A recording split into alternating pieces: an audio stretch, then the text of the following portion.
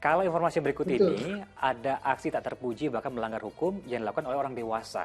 Jadi tidak ada alasan bahwa dia tidak mengerti akan larangan tersebut. Ada aksi tak terpuji pengunjung Taman Safari Cisarua Bogor yang diduga sengaja memasukkan sampah plastik ke dalam mulut kuda Nil dan kemudian terpergok oleh pengunjung lain, kemudian mengvideokannya. Pihak Taman Safari Cisarua pun akan tempuh jalur hukum untuk menangkap sang pelaku.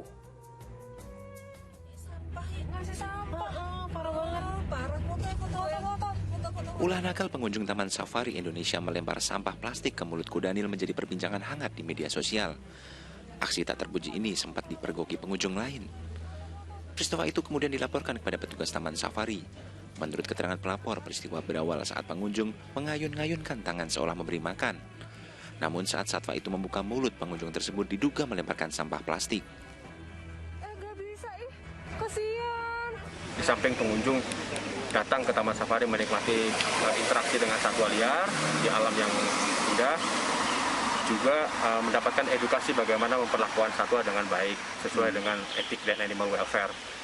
Jadi kita mengharapkan juga pengunjung tidak memberikan benda yang bukan makanannya.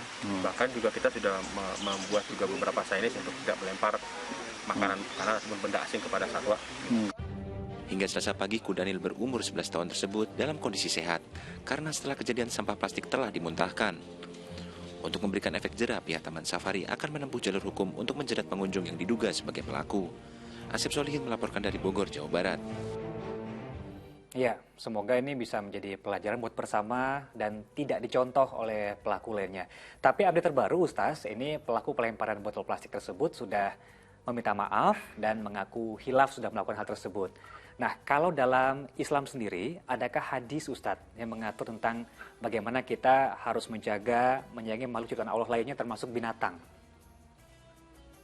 Ya tentu ya, kita ini kalau melihat agama Islam itu, agama yang berlandaskan akhlak. Ya. Innama bu'itsu liutamima makarimal akhlak. Rasulullah SAW itu diturunkan untuk menyempurnakan akhlak. Akhlak ini berbagai secara luas itu berhubungan dengan berbagai hal. Akhlak terhadap penciptanya, akhlak terhadap sesamanya, akhlak terhadap makhluk-makhluk yang lain sebagaimana akhlak terhadap binatang, akhlak terhadap tumbuhan, akhlak terhadap alam. Ini semuanya dicontohkan oleh Rasulullah SAW gitu. Bagaimana Rasulullah ya itu melarang dalam hadis orang yang mengencingi lubang semut. Itu dilarang oleh Rasulullah SAW. Bagaimana Rasulullah Fatu Makkah dalam kondisi perang, ya, Fatu Makkah menaklukkan Makkah, tapi Rasulullah justru menegaskan tidak boleh bahkan mematahkan ranting daun. Coba bayangkan, ranting-ranting pohon tidak boleh dipatahkan, binatang-binatang tidak boleh kemudian dihardik. Coba bayangkan betapa akhlak Islam ini itu betul-betul tertuntun, ya. Dan ini kan permasalahannya seperti yang tidak punya perasaan begitu ya. Bagaimana sampah plastik itu bisa kemudian membuat orang-orang ini, membuat hewan-hewan ini menjadi bahkan mati ya, karena sampah plastik itu kan akan merusak gitu, akan membuat penyakit gitu. Aduh, alhamdulillah. Saya lihat juga di lautan di mana-mana kan limbah plastik yang tidak sengaja ya dimakan oleh penyu, dimakan oleh ikan-ikan dan lain-lain. Ini jadi permasalahan kita ini.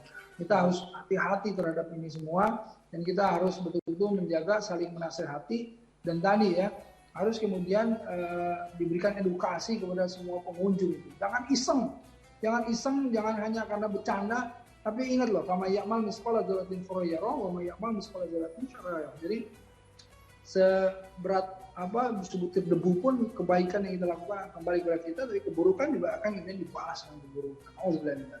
Masya Allah, sudah ada contoh dari zaman Rasul sebenarnya, Ustaz ya.